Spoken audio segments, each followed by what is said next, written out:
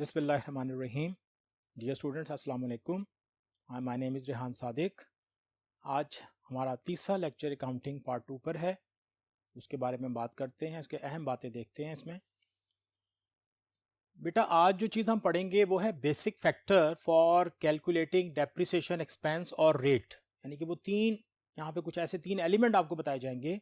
अगर आपने depreciation expense calculate करना हो या रेट कैलकुलेट करना हो तो आप इन तीनों चीज़ों से अपना काम निकाल सकते हैं, यानी इन तीनों चीज़ों का इस्तेमाल कर सकते हैं। या कभी ये तीन चीज़ें मिलें तो आप इनसे रेट और डेप्रिसिएशन भी, एक्सपेंस भी निकाल सकते हैं और रेट भी निकाल सकते हैं। अब हम उन्हें स्टेप बाय स्टेप डिस्कस करते हैं। ये उसी डेफिनेशन का हिस्सा है जो हमने पहले लेक्चर में पढ़ी थी कि depreciation is the systematic allocation of depreciable amount of depreciable asset over its economic life. तो बेटा उसी के हम हिस्से वहां भी डिस्कस करके आए थे, वही जरा यहाँ थोड़ा हम ज्यादा एलैबोरेट करेंगे और आपको पता चल जाएगा। सबसे पहले उस डेफिनेशन के मुताबिक या उस फार्मूले के मुताबिक हमारे पास आती है asset cost. Asset cost asset की टोटल कॉस्ट कंप्राइजेस या एसेट कॉस्ट कंप्राइजेस में दो चीजें होती हैं। एक तो एसेट्स की परचेज प्राइस जिस पे वो एसेट परचेज किया जा रहा होता है, और वो एक्सपेंसेस जो उसे काबिल इस्तेमाल में लाने के लिए जरूरी होते हैं, to bring the asset into proper working condition. आप इसे पार्ट 1 के हिसाब से जानते हैं कि जी ये कैपिटलाइज्ड एक्सपेंडिचर होते हैं, या फिर हम इसे एट्रीब्यूटेबल कॉस्ट भी कहते हैं। यहां पे एक छोटी सी एग्जांपल आपके पास है। फर्ज किया मुझे एक मशीन मंगवानी है, मैंने एक मशीन का ऑर्डर प्लेस किया, मेरी आई, मशीन की जो कॉस्ट थी वो है 5 lakh. The cost of the machine is ₹5 lakh. अब ये मशीन कैसे आएगी? जब मैं इसे बाहर से इंपोर्ट करूंगा या इससे मैं कहीं से मंगवाऊंगा तो मुझे उस पर फ्रेट चार्जेस पे करने पड़ेंगे। It is take it as example, हमने इस पे 1 लाख रुपया फ्रेट दिया। क्या मशीन चलने पर अब हमारे पास पहुंच गई है? नहीं पहुंची। अभी ये कस्टम ड्यूटी के अखराजात इस पे आएंगे, लोडिंग अनलोडिंग के अखराजात इस पे आएंगे। फिर जब मशीन हमारे पास पहुंच जाएगी हम उसे इंस्टॉल करेंगे, रेक्ट करेंगे, और ये तमाम अखराजात इसकी वैल्यू का हिस्सा बन जाएंगे। अब वो मशीन जो हमें लगा था 5 लाख की है, उसकी प्राइस अब हो चुकी है 9 लाख रुपए। This is ₹9 lakh. This is the asset cost. यानी कि आपको जब सवाल में दिया जाएगा, फर्ज करें आप सवाल करते हैं, वो कहता है जी आपने मशीन परचेज की 1 लाख की, लेकिन उस पर जो एडिशनल चार्जेस हैं, उसके इंस्टॉलेशन चार्जेस हैं, उसके कैरेज आपने पे किया है, अनलोडिंग पे की है, ऐसा कोई भी अखराजा जो आपको सवाल में इसी नौयत के नजर आएंगे, आपने क्या करना है, आपने उसकी वैल्यू में ऐड कर देना है। तो this is called basically the cost of asset. अब इसके बाद हमारे पास इसी फॉर्मूले के बाकी हिस्से मौजूद हैं जो कि हम इसके नेक्स्ट बोर्ड पे जाके आपको बताते हैं। अगले बोर्ड की तरफ आप चलते हैं, वहां पे इसका बाकी हिस्सा आपको मिलेगा।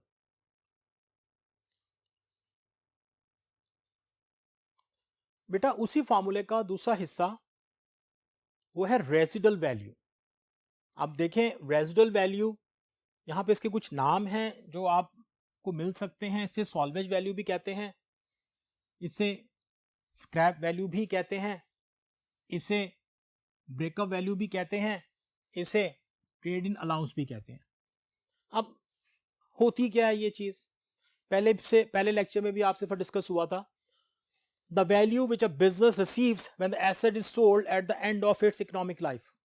ये वो वैल्यू है जो आपको या बिजनेस को उस वक्त मसूल होती है, उस वक्त रिसीव होती है जब वो इस एसेट को बेचता है उसकी सर्विस लाइफ खत्म होने के बाद। यानी कि जब तक उसने मुझे अपनी खिदमात देनी थी, उस एसेट ने वो दी, जब उसकी खिदमात का टाइम खत्म हो गया हमने उसे स्क्रैप कर दिया, उसे बेच दिया। अब यहां पर एक चीज आपके सामने आई, इकोनॉमिक लाइफ। अब इकोनॉमिक लाइफ क्या होती है? इकोनॉमिक लाइफ बेसिकली जो इसको डिसाइड करते हैं ये उस चीज के बनाने वाले इंजीनियर्स होते हैं। ये वो डिसाइड करते हैं कि लाइफ कितनी होगी। आप जब भी कोई चीज खरीदते हो, कोई मैकेनिकल चीज खरीदते हो, उसके साथ एक बुकलेट आता है। वो बुकलेट सारी चीजों को एक्सप्लेन कर रहा होता है कि इसमें कौन सी चीज कैसे इस्तेमाल होगी, क्या होगी। तो वहां पर लिखा होता है कि किस चीज के कितने। इवन अगर आप कोई अच्छा बल्ब लें तो आप उस पर भी देखेंगे उसकी लाइफ घंटों में लिखी होगी, मतलब 5000 घंटे, 8000 घंटे, 10,000 घंटे, ऐसे लिखा होगा तो ये उसकी लाइफ को रिकग्नाइज करवाते हैं। और ये कौन बताता है? इंजीनियर्स। जाहिर है जिसने वो चीज बनाई होती है वो बताएगा ये चीज कितने दिन चलेगी। The time period for which asset is available for use,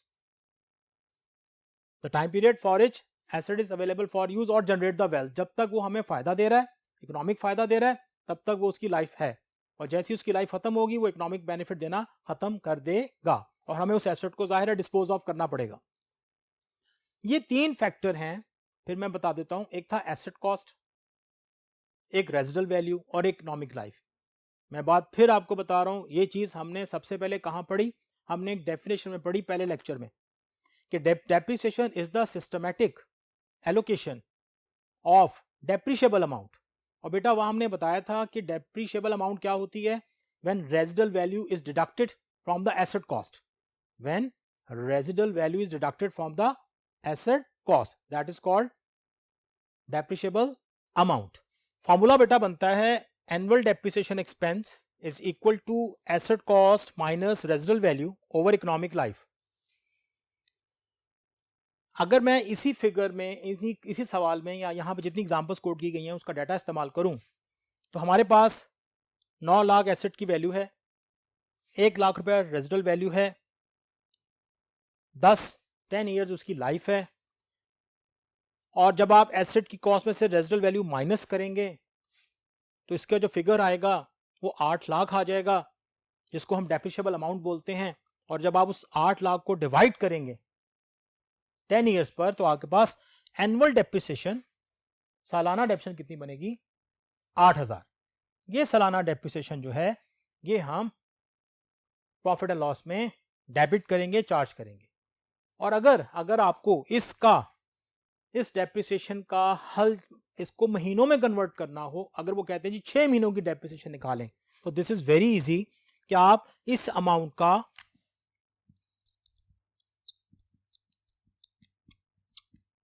6/12 लेंगे एंड योर डेप्रिसिएशन बिकम्स 4000।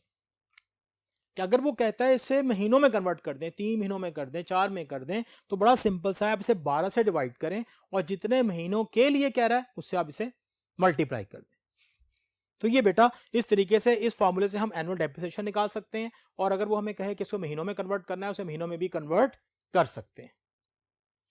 अब यहां पर हमारे पास वो तमाम बेसिक फैक्टर मुकम्मल हो जाते हैं कि जिसका ताल्लुक एक रेट या डेप्रिसिएशन की अमाउंट कैलकुलेट करने से है। अब इस रेट का इस्तेमाल हम कहां जाके करेंगे या ये चीजें हमें कहां इस्तेमाल होती हैं, इसके लिए हम चल रहे हैं आपके नेक्स्ट बोर्ड पर, वहां पे आपको जाके एक्सप्लेन करेंगे ये कहां कहां हमें जरूरत पड़ेगी।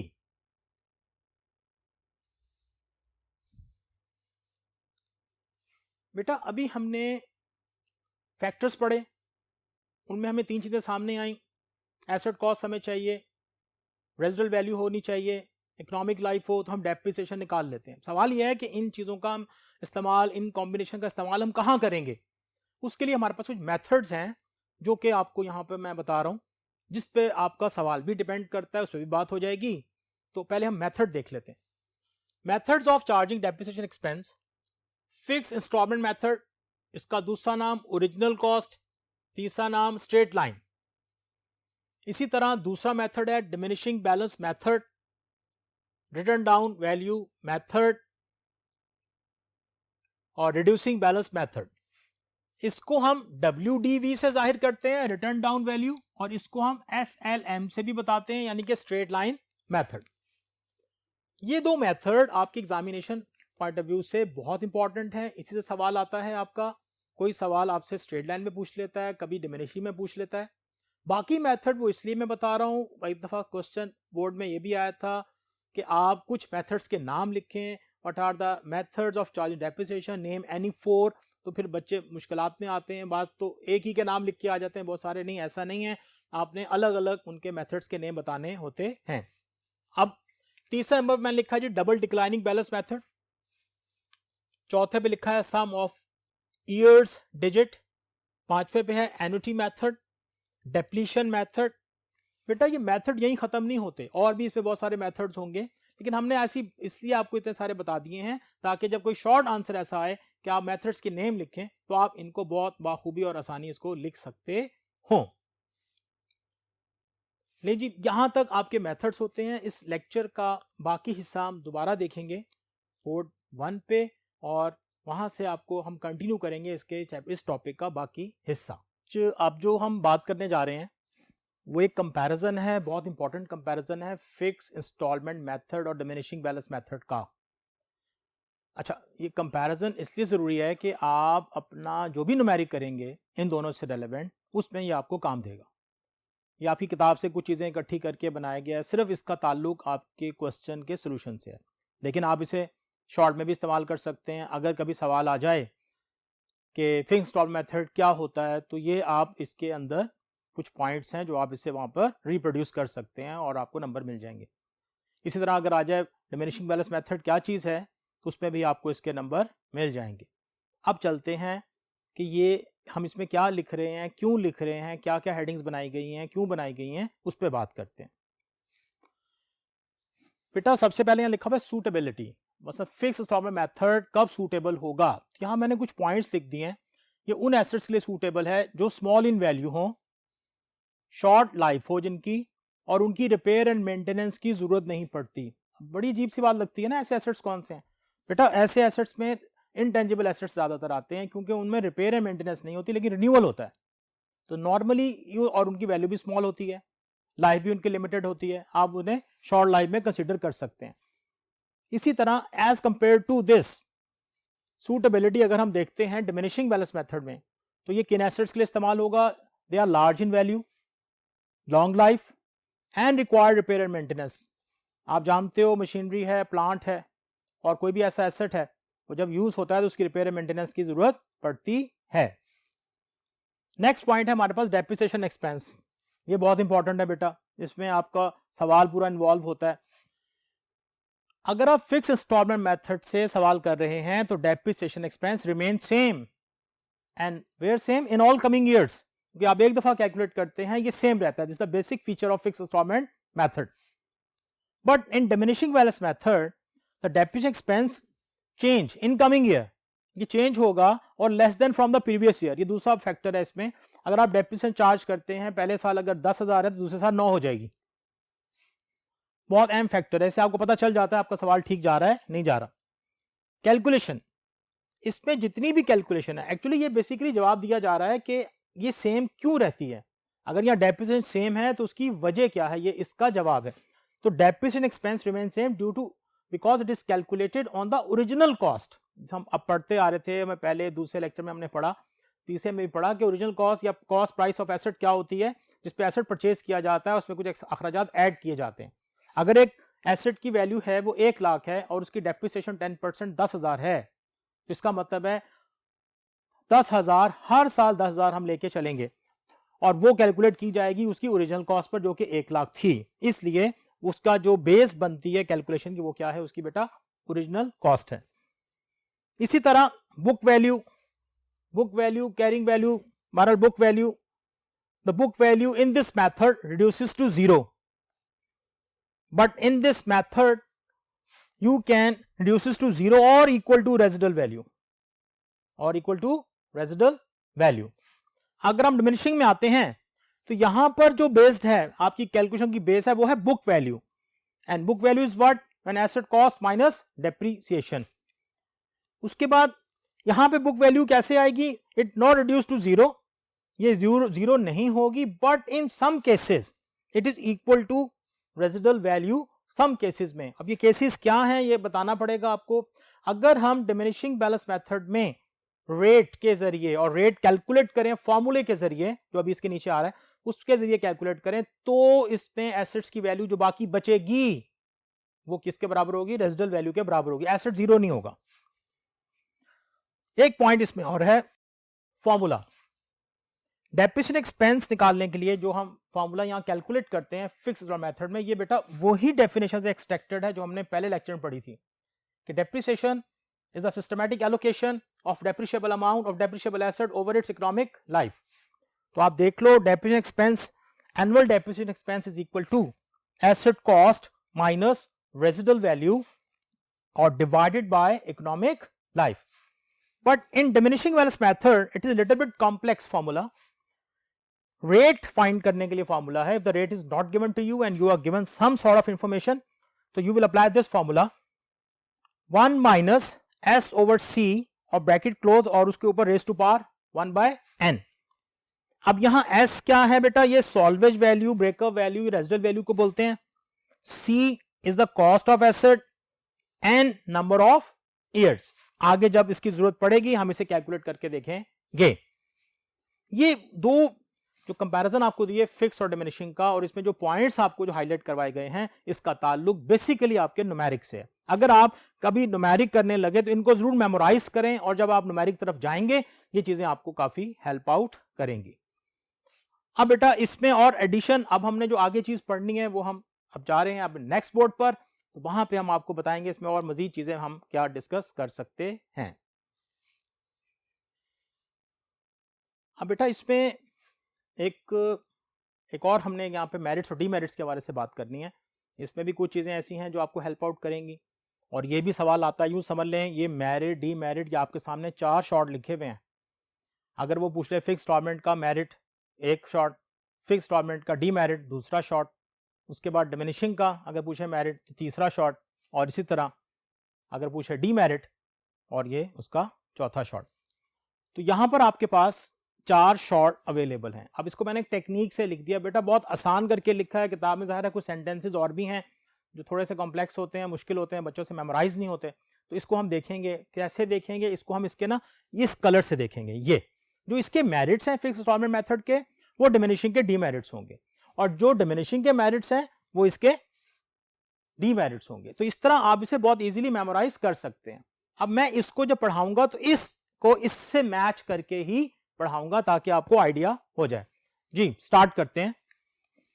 फिक्स और method merit, suitable for short life assets, obviously not suitable for short life assets, अभी हमने पढ़ा भी है। ये पहला पॉइंट बिल्कुल बड़े आराम से आपको मेमोराइज हो जाएगा। दूसरा, it is simple and easy, it is difficult and complex when the rate is calculated. अभी हमने पीछे बात की थी कि अगर आप फॉर्मूला लगाते हैं डिमिनिशिंग बैलेंस मेथड में रेट कैलकुलेट करने का, this is a little bit complex formula as compare to the fix installment method. तो यहां पर थोड़ा सा आपको कैलकुलेशन करने में प्रॉब्लम आएगा, आपको कैलकुलेटर्स यूज करना पड़ेगा, कहीं साइंटिफिक यूज करना पड़ेगा। तो this is something like that, it is easy, simple and easy, and this is difficult and complex. But in what point of view difficult and complex? When rate is calculated. Third point is here, assets value reduces to zero. ये भी हमने वहां पहले पढ़ा था, पहले तो अभी हमने उसका कंपैरिजन पढ़ा है। And in this method assets value not reduces to zero. इसमें जीरो नहीं होगी। नहीं जी, अब हम इसके ऑपोजिट इसको पढ़ते हैं। डिमिनिशिंग बैलेंस मेथड में merit suitable for the long life asset, obviously इसके ऑपोजिट आए, not suitable for long life asset. दूसरा, no recalculation of the rate is required when the assets are acquired. बहुत अहम बात है, यहां पे हम बार बार रेट कैलकुलेट नहीं करते, यहां पे जो एक दफा रेट कैलकुलेट कर लिया जाता है वही चलता है तमाम एसेट्स पर। But here recalculation is required, हम उसकी रिकैलकुलेशन करेंगे when the asset is acquired. Acquired का मतलब होता है जब भी आप एसेट परचेज करेंगे। अब देखिए यहां पे कोई एसेट की लाइफ 5 साल है, 10 साल है, 8 साल है, तो आपको बार बार फिक्स इंस्टॉलमेंट मेथड का फॉर्मूला इस्तेमाल करते हुए उसका रेट कैलकुलेट करना पड़ेगा। Sale of asset is easy in this method, इसमें कुछ नहीं होता, जिस साल में आप सेल करना चाहें बड़े आराम से आप एसेट्स की वैल्यू बाय एडिशन कैलकुलेट करते हैं और एसेट्स को सेल आउट कर देते हैं। यहां पे आपको ख्याल रखना पड़ता है कि यार ये एसेट कौन सा था, ये पहला एसेट था, दूसरा एसेट था, इसकी बुक वैल्यू कितनी थी, इसकी ओरिजिनल कॉस्ट कितनी थी, आप उसके मुताबिक आप इसे कैलकुलेट करते हैं। इससे आपको थोड़ा कंफ्यूजन होता है, बच्चों से गलती भी होती है, एग्जामिनर का फोकस भी यहीं पे होता है कि ऐसा सवाल दिया जाए जिसमें सेल करने में उसे प्रॉब्लम आए। तो ये बहुत अहम पॉइंट है यहां पर। ये आपके पास अब आज जो हमने जो चीजें अपनी खत्म की हैं उसमें एक तो कंपैरिजन था, मैंने आपको बोला बहुत इंपॉर्टेंट है फिक्स और डिमिनिशिंग का, उसको याद कर लें। और ये एक मेरिट और डीमेरिट की लिस्ट है, ये जरूर आपको मेमोराइज होनी चाहिए। इसके बाद हम बेटा इंशाल्लाह नेक्स्ट लेक्चर में आपसे मुलाकात होगी, तब तक के लिए इजाजत दीजिएगा। अल्लाह हाफिज।